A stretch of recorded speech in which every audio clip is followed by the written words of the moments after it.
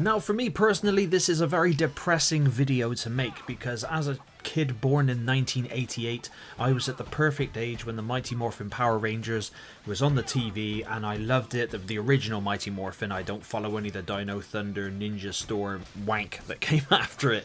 I'm just more interested in the Mighty Morphin, and I saw this game advertised at the beginning of the year, and you know, it's a beat 'em up 2D, kind of similar to Shredder's Revenge with the latest Teenage Mutant Ninja Turtles game, and I was super excited. And unfortunately, I have actually refunded the game back to Steam because I pre-ordered it for 25 quid. £25, sorry, some people get a bit confused when I say quid. So I pre-ordered it for £25, and even at that price I think it's far too much. Its full price is £29.50, and that in my opinion is far too much for this game.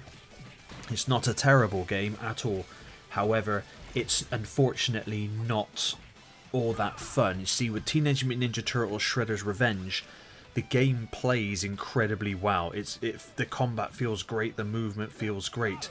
With Mighty Morphin Power Rangers Rita's Rewind, it unfortunately feels very sluggish, and there's not a lot you can do combo-wise with the Power Rangers. You can't utilize the pistol that I can see, because the Power Rangers do have a gun. They can I think they turn their swords into a gun. It's been a long time since I've watched it, and when you play as a Megazord, unfortunately it's like a first person perspective, which is just not fun. I think as a one-off thing it would be fine, but for every time, no thank you, not for me.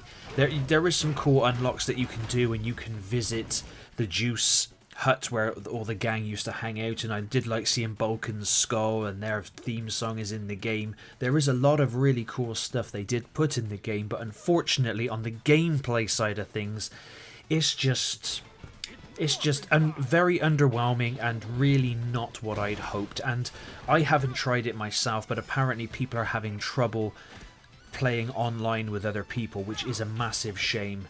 This game had so much potential and still does. I hope the developers A, lower the price, and B, fix the combat to make it more fast and free flowing. I don't know if they can add in more animations for better. Well, like I said, the combat's not terrible, but the combat is also at the same time just very mundane and boring as such, which is just a shame. You have the usual punching, and then you can dash and kick whilst you're dashing, and you can attack up, and you can like double jump and then do a ground pound. You can obviously grapple enemies and throw them, and you can press the Y button or triangle button to then make a super. And it is really cool when you play as one of the Dinozords, and it's sort of like a running forward shoot 'em up thing. I thought that was pretty cool. It went on a bit long, but I thought it was pretty cool nonetheless, mixing up the gameplay. But yeah, unfortunately for me, I cannot recommend this game at full price, which I feel really douchey by saying. The game was developed and published by Digital Eclipse, and I mean no disrespect to them. It is a good game, but I was hoping that it would have been better. Now, I will definitely pick this back up in the future when it's around £10 or less, and I will definitely play it then, and because obviously my expectations have been shattered now, so I'm not going to be expecting too much. But yeah, that's just my personal opinion. Let me know down below what you think. As a Power Rangers fan, I wanted to try and love this game. I wanted it to be just as good as Shredder's Revenge, and unfortunately it's not. It falls short just on the gameplay side of things, unfortunately. But please let me know down below what you think, and as always, thank you very much for watching.